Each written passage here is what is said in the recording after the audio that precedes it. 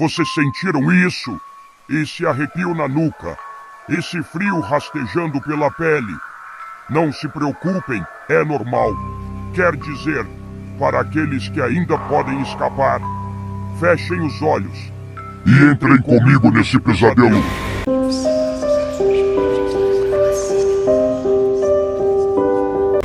Bem-vindos. Hoje vou lhes contar uma creepypasta bastante assustadora. A maldição de Casarote. A origem do nome proibido. No século IX, em uma vila isolada na região onde hoje se encontra a Alemanha, existia um nome que ninguém ousava pronunciar. Não era o nome de um deus, nem de um demônio, mas de algo muito pior. As histórias diziam que essa entidade não pertencia ao céu nem ao inferno, pois mesmo os anjos e os demônios temiam sua presença.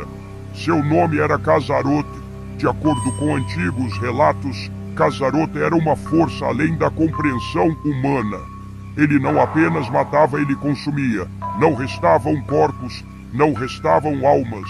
O vazio que ele deixava para trás era pior que a morte, um buraco na existência, como se a vítima nunca tivesse existido. Os monges da época acreditavam que Casarote fora invocado por um grupo de hereges que buscavam poder sobre a vida e a morte.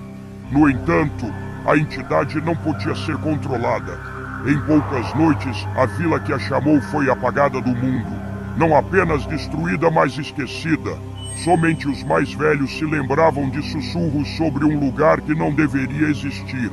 Os registros sobre Casarote foram queimados e seu nome foi proibido. Mas algo tão antigo e faminto jamais desaparece completamente. E em um pequeno vilarejo no interior da Romênia, Casarote estava prestes a acordar. A fazenda dos Petrescu. O ano era 1874. A família Petrescu morava em uma fazenda isolada, cercada por vastos campos de trigo.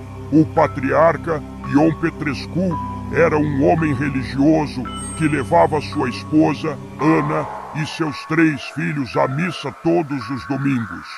A vila mais próxima ficava a quilômetros de distância e a única construção além da fazenda era uma pequena igreja de pedra, onde o padre Andrei realizava suas cerimônias. Naquela semana, algo estranho começou a acontecer. Primeiro foram os animais. O cachorro da família, Lupu, desapareceu sem deixar rastros. Depois, o gado começou a adoecer. Os cavalos se recusavam a se aproximar do celeiro, relinchando e empinando sempre que alguém tentava puxá-los. Então vieram os sussurros. Ion os ouviu pela primeira vez enquanto inspecionava o campo ao entardecer. Sons abafados, como um canto distorcido vindo debaixo da terra. Ele acreditou ser o vento, até perceber que as espigas de trigo estavam completamente imóveis. Na noite seguinte, Ana acordou com uma sensação estranha. Olhou para o canto do quarto e viu algo errado. Não era uma figura, não era um vulto. Era como se o espaço estivesse dobrado, como se algo estivesse ali, mas não deveria estar. E então os pesadelos começaram. A situação piorou quando os filhos de Ion começaram a agir de maneira estranha. O mais novo, Petru, foi encontrado no meio do campo ao amanhecer, repetindo palavras que ninguém entendia. Seus olhos estavam revirados e sua boca se movia em um murmúrio quase inaudível.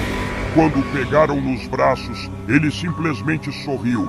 Desesperados, os Petrescu buscaram ajuda do padre Andrei. O sacerdote era um homem de fé inabalável, que já havia lidado com supostas possessões e eventos sobrenaturais antes. Mas assim que ele entrou na casa dos Petrescu, seu semblante mudou. O ar estava pesado e a madeira das paredes parecia pulsar. Quando ele começou a rezar, Petru olhou diretamente para ele e falou: "Você está onde não deveria, Andrei." O padre sentiu o sangue gelar. Como uma criança de 6 anos poderia dizer algo com tanta certeza, com tanta consciência? Ele ignorou o desconforto e começou o exorcismo. Mas, conforme pronunciava as palavras sagradas, uma sombra se espalhou pelo teto se contorcendo como um buraco na realidade. As chamas das velas ficaram negras e os sussurros aumentaram.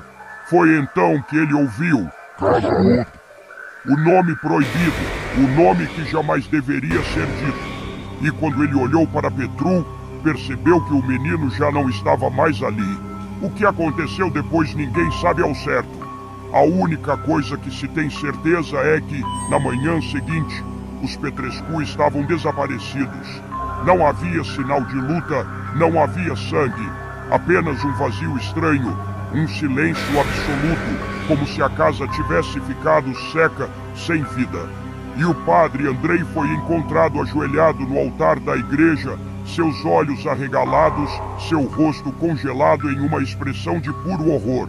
Ele ainda respirava, mas não falava, não se movia. A única coisa que sua mão segurava com força era um pedaço de papel onde ele havia escrito com uma caligrafia tremida.